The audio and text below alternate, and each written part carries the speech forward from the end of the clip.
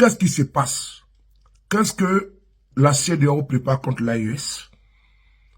C'est la question que tout le monde se pose. Tous les analystes, tous les fins connaisseurs savent que la CEDEAO veut préparer un gros coup et prépare un gros coup contre l'AES.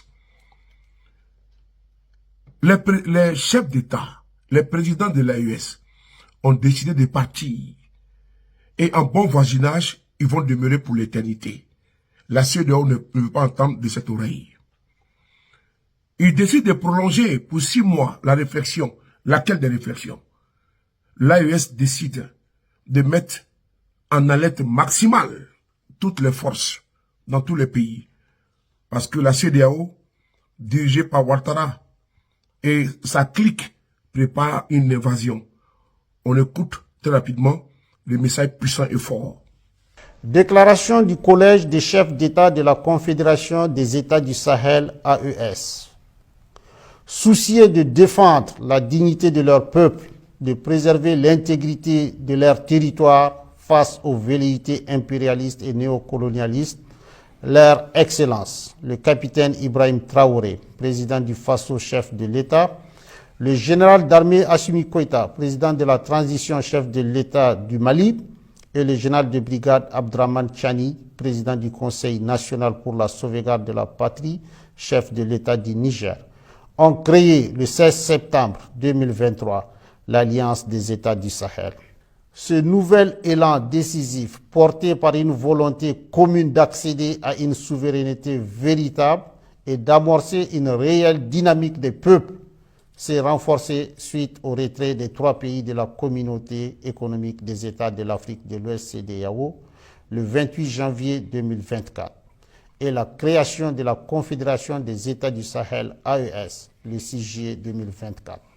Le Collège des chefs d'État de la Confédération AES constate que, depuis l'adoption de cette nouvelle posture stratégique, portée par des aspirations légitimes à la liberté et la paix, la junte française impérialiste sentant ses intérêts menacés, appuyée par certains chefs d'État de la sous-région, tente désespérément de porter un coup d'arrêt à la dynamique émancipatrice enclenchée par l'AES.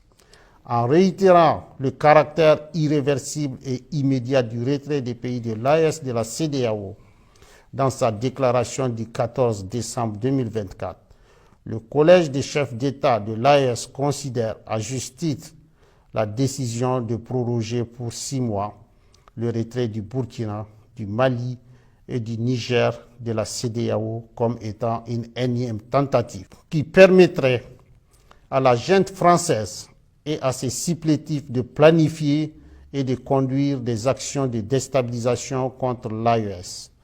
En lieu et place d'une gestion concertée entre l'AES et la CEDEAO des aspects techniques liés au retrait avec effet immédiat, le Collège des chefs d'État a été surpris de cette décision unilatérale de prorogation qui ne saurait lier les pays de l'AES. Le Collège des chefs d'État constate avec regret qu'au sein de la CEDEAO, des manœuvres de déstabilisation sont régulièrement initiées par une poignée de chefs d'État qui imposent leurs desiderata et des agendas étrangers au reste de l'organisation.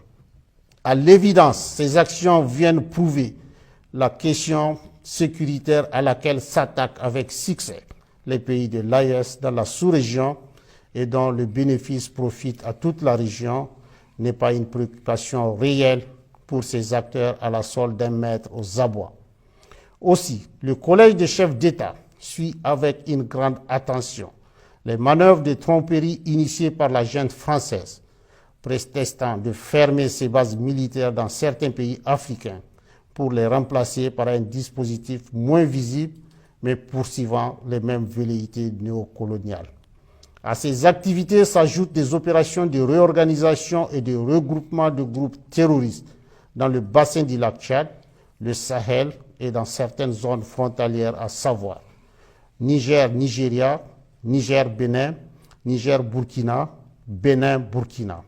Ceux-ci reçoivent de la part d'États étrangers des appuis divers, notamment financiers et des moyens logistiques visant à déstabiliser l'AES. Face à la gravité de ces faits, le Collège des chefs d'État de la Confédération 1. Décide de mettre les forces de défense et de sécurité en état d'alerte maximale. 2. Décide de faire de l'espace confédéral un théâtre unique d'opérations militaires, coexistant avec des théâtres militaires nationaux en cours. 3. Appelle les populations de l'AES à redoubler de vigilance, à dénoncer systématiquement tout fait suspect aux forces de sécurité et à rejeter les propositions d'enrôlement au sein des groupes terroristes. Le Collège des chefs d'État réitère son engagement à poursuivre avec détermination le combat du peuple de l'AES pour sa souveraineté véritable et sa dignité. Fait à Bamako le 22 décembre 2024, signé le général d'armée Assimi Goïta, président de la transition, chef de l'État de la République du Mali, président de la Confédération des États du Sahel, AES.